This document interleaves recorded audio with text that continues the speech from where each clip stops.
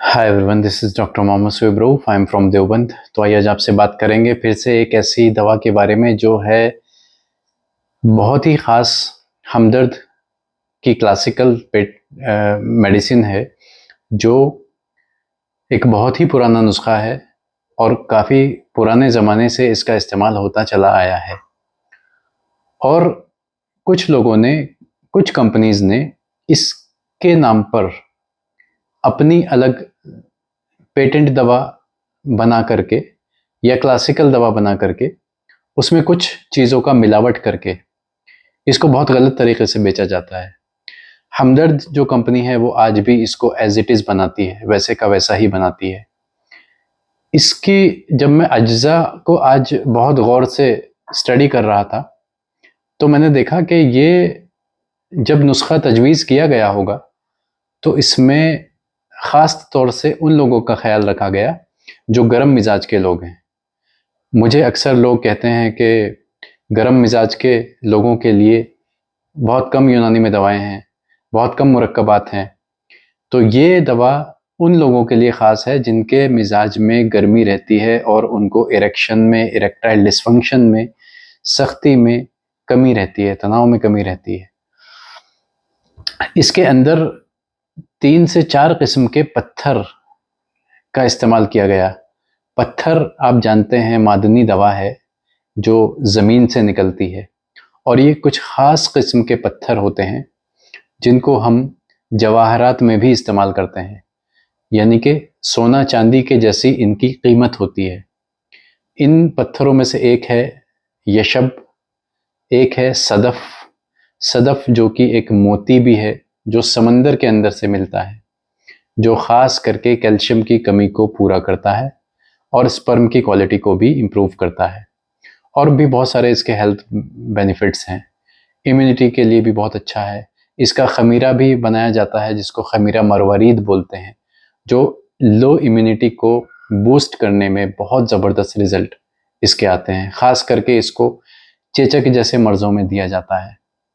तो सदफ यानी मरवारीद का भी यहाँ पर इस्तेमाल किया गया, यशब का इस्तेमाल किया गया, ज़मरुद का यहाँ पर इस्तेमाल किया गया, इनके महलूल का यहाँ पर इस्तेमाल किया गया। महलूल एक स्पेशल प्रोसेस है दवा के अंदर उस चीज़ को डालने का। वो बहरहाल एक लंबा टॉपिक है, उसके बारे में यहाँ डिस्कस नहीं करेंगे। तो इसके अलावा यहाँ पर असलोसूस का इस्तेमाल किया गया जो कि बलगम निकालने की दवा है, लेकिन मैं समझता हूँ कि असलोसूस का इस्तेमाल यहाँ पर उन लोगों के लिए किया गया होगा। असलोसूस बदन में ठंडक भी पैदा करती है। एक तरीके से अगर हम कहें, असलोसूस यानी मुलेठी आप जानते होंगे, गले में खराश या लंग्स के डिजीज़ के लिए, बलगम को कम करने के लिए भी इसका इस्तेमाल किया जाता है। तो असलोसूस का इस्तेमाल यहाँ पर ऐसी प्रॉपर्टी इस्तेमाल किया गया, ऐसी प्रॉपर्टी के तौर पर यहाँ पर इसका इस्तेमाल किया गया जो बॉडी में से एसिडिटी को कम करती है। एसिडिक एंटा एसिड के तौर पर यह काम करती है। तो जाहिर बात है कि जो दवा एसिडिटी को कम करने का काम करेगी वो ठंडी दवा होगी। और इसके अलावा इसका सते लीमू का यहाँ पर इस्तेमाल किया गया। नींबू, आप जानते हैं कि नींबू का जो मिजाज है वो सर्द मिजाज है, ठंडा मिजाज है। तो जिन लोगों को पेशाब में जलन, गुर्दे में गर्मी, मसाने में गर्मी, ऐसी प्रॉब्लम्स रहती हैं, गर्म मिजाज रहता है, खून के अंदर गर्मी रहती है, उन लोगों के लिए यहाँ पर सते लीमू का भी इस्तेमाल किया गया ताकि जो उसकी हिद्दत है, हरारत है जिस्म की, वो कम की जा सके। जब भी कोई नुस्खा तजवीज़ किया जाता है यूनानी के अंदर कोई मुरक्कबात के जब बनाए जाते हैं, जब ये चीज़ें लिखी जाती हैं, तो एक बहुत ही तजर्बेकार एक दिमाग होता है उसके पीछे, जो उन दवाओं को तजवीज़ करने के लिए बैठा हुआ है। आजकल लोग लिख करके लाते हैं लंबे लंबे पर्चे, 20 दवा लिखी हुई है उस पर, 25 दवा लिखी हुई है, 35 दवा लिखी हुई है, बाज़ मरतबा 50-50 दवाएं लिखी हुई हैं, उसमें सारे किस्म के मिजाजों के एक लिस्ट होती है कि इसमें जावित्री भी है, जायफल भी है, ये भी है, वो भी है, दुनिया भर की चीज़ें, उसमें सालब भी डाल दिया, उसमें पंजा भी डाल दिया, मिश्री भी डाल दिया। और फिर पूछते हैं कि ये हकीम साहब ये देखिए कि ये नुस्खा सही है या गलत है। उसको देखकर ही खून फूक जाता है उस नुस्खे को। तो नुस्खा कभी भी तजवीज़ करने के लिए एक बहुत ही ज़बरदस्त मुजर्रब हकीम की ज़रूरत होती है, और जिसको अपने फील्ड में तजर्बा होता है। ऐसे ही नुस्खे नहीं लिखे जाते कि कोई भी उठा करके कुछ भी दवा किसी को दे दे, और हर मरीज को वो दवा आपने दे रखी है, ठंडे मिजाज का हो, गर्म हो, हर मरीज को वो कोई भी उठा करके कि मुझे बहुत सारे लोग बोलते हैं कि आप आजकल वीडियोस बना रहे हैं, आप आजकल यूनानी पर अच्छा खासा काम कर रहे हैं। एक नुस्खा मैं भी आपको दूंगा। नुस्खों से कभी भी हिकमत नहीं की जा सकती। जो नुस्खे वाले हकीम हैं, बहुत सारे लोग, पता चलता है कि गांव में बैठे हैं किसी और लाइन लगी पड़ी है, किसी से पूछो तो पता चलता है कि पिछले ज़माने में वो किसान थे और उनको कोई किताब हाथ लग गई, और वो, या किसी हकीम की डायरी हाथ लग गई और उन्होंने दवाएं देना शुरू कर दी और वो हकीम बन करके बैठ गए, जबकि उनको बेसिक नॉलेज कुछ भी नहीं होती। हज़ारों सैकड़ों जगह पर मैं खुद जा कर के मैंने खुद विज़िट की है ऐसी ऐसी जगहों पर, और पाया कि वहाँ पर कुछ भी नहीं होता है। मोस्टली केसेस में ऐसा ही होता है। बहरहाल, यहाँ पर एक नुस्खा जो मुगल्लिस जवाहर वाले की यहाँ पर बात चल रही है, उसके अंदर कुछ नुकरा का भी इस्तेमाल किया गया है। नुकरा जिसको हम चांदी बोलते हैं, जो ठंडे मिजाज की दवा है और जो दिल और दिमाग को सुकून भी देती है। दिल और दिमाग को सुकून देने की वजह से जो दिल और दिमाग के अंदर कमज़ोरी पैदा होती है उसको दूर करती है। और जाहिर बात है कि जब भी हमारे अंदर सेक्सुअल वीकनेस आती है तो सबसे पहले हमारा ध्यान ऊपर से लेकर के दिमाग, दिल, लंग्स, लीवर, किडनी से होते हुए टेस्टिस और फिर पेनिस पर जाना चाहिए। जबकि लोगों का तरीका यह है इलाज का, आजकल के नीम हकीमों का, कि वो सिर्फ पेनिस पर काम करते हैं, उनको और कुछ उसके अलावा नहीं पता। आजकल जो इरेक्टाइल डिसफंक्शन के केसेस हैं, सबसे ज़्यादा केसेस स्ट्रेस की वजह से हैं, टेंशन की वजह से हैं, भाग दौड़ भरी भरी जिंदगी की वजह से हैं। जितने भी पेशेंट हमारे पास आते हैं उनकी सबसे पहले काउंसलिंग की जानी ज़रूरी है। हम तो काउंसलिंग करते हैं जितने भी पेशेंट आते हैं। दवाएं सब वही हैं। मुझे किसी को उठा करके मुगल्लिस जवाहर वाला देना है, किसी को आरत खुरमा देना है, किसी को स्पंज सोख्तनी देना है, किसी को माजून फलासफा देना है, किसी को जवारिश जालिनूस देना है, किसी को माजून शबाब आवर देना है, सब दवाएं वही मार्केट में मौजूद हैं। लेकिन उसके मिजाज के अकॉर्डिंग उसको दवा देना, अगर उसका मिजाज गर्म है तो जाहिर बात है कि उसके मिजाज के मुखालिफ उसको दवा देना, उसको उसकी काउंसलिंग करना, उसका ब्रेन वॉश करना, उसकी इरेक्टाइल डिसफंक्शन है या प्रीमेच्योर इजैकुलेशन है, उसकी तह तक पहुंचना, उसकी जड़ तक पहुंचना, उसकी वजूहात का पता लगाना कि ये किस वजह से मर्ज है, ये सबसे ज़्यादा ज़रूरी है।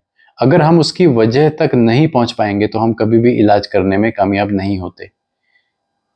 तो मोस्टली लोग जो कहते हैं ना कि हमदर्द की दवाएं काम नहीं करती, देहलवी की दवाएं काम नहीं करती, यूनानी की दवाएं काम नहीं करती, वो काम ना करने की वजह यही है कि हम उसकी रूट्स तक पहुंच ही नहीं पाए। जो चीज़ उस मरीज को चाहिए वो हम उसको दे ही नहीं पा रहे हैं, उसकी वजह को हम समझ ही नहीं पा रहे हैं, उसकी बीमारी को हम समझ ही नहीं पा रहे हैं। तो मरीज की बीमारी को समझना, बहुत सारे लोग मिजाज को, हमने जो 3-4 वीडियोस मिजाज के ऊपर बनाई हैं, उसको देख करके मिजाज को समझने की कोशिश कर रहे हैं, ये बहुत अच्छी बात है। लेकिन आप लोग मिजाज को कभी भी एक वीडियो से, एक किताब से, किसी के कुछ थोड़ी बहुत बातें बता देने से आप लोग कभी भी मिजाज को नहीं समझ पाएंगे।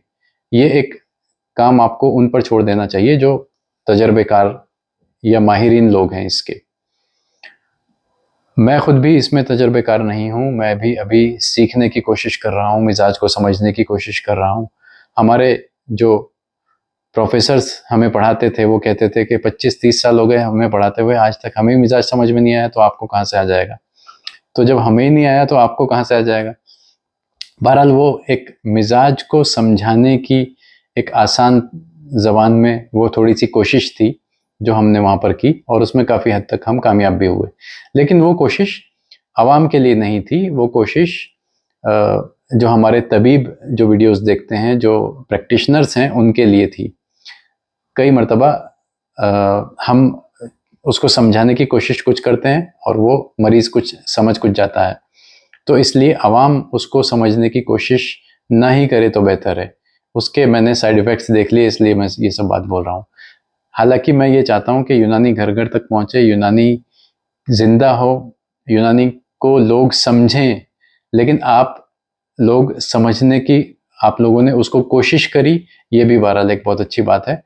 तो मैं उम्मीद करता हूँ कि माजून मुग़ल्लिस जवाहरवाला जिसके हम अभी बात कर रहे हैं, उसके मिजाज को हमने समझने की कोशिश करी।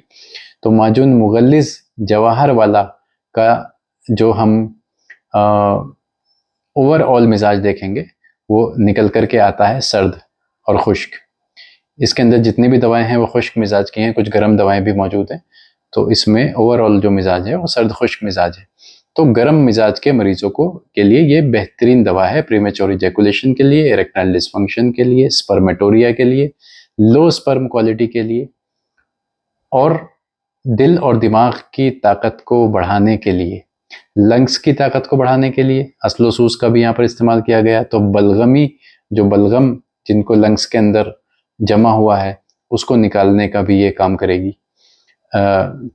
जो इसमें जवाहरात का और मादनियात का इस्तेमाल किया गया है, कुछ कीमती पत्थरों का यहाँ पर इस्तेमाल किया गया है, तो वो भी दिल और दिमाग के और जिगर की क़ुव्वत को बढ़ाने के लिए यहाँ पर इस्तेमाल किया गया है।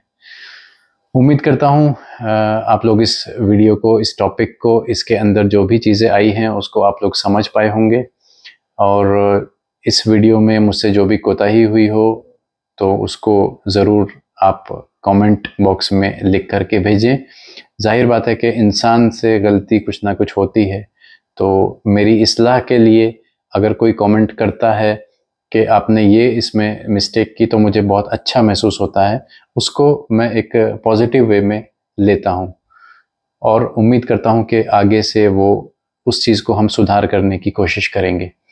कोई भी कंप्लीट नहीं होता, कोई भी मुकम्मल नहीं होता, हर कोई ज़िंदगी भर सीखता रहता है और सीखने की कोशिश करता रहता है। हम भी उन्हीं लोगों में से एक हैं, और हम ये चाहते हैं कि यूनानी हमेशा ज़िंदा रहे और हर घर में यूनानी का वर्चस्व लहराए, और हर घर में हर इंसान की ज़बान पर यूनानी के कम से कम कुछ प्रोडक्ट्स आ जाएं, और कम से कम जो हमारे यूनानी प्रैक्टिशनर्स हैं वो कुछ अपनी डेली प्रैक्टिस में कुछ प्रोडक्ट्स का इस्तेमाल हमेशा करें, ताकि एक यूनानी को ज़िंदा रखने की एक तहरीक जो हमने शुरू की है उसको ज़िंदा रखा जा सके।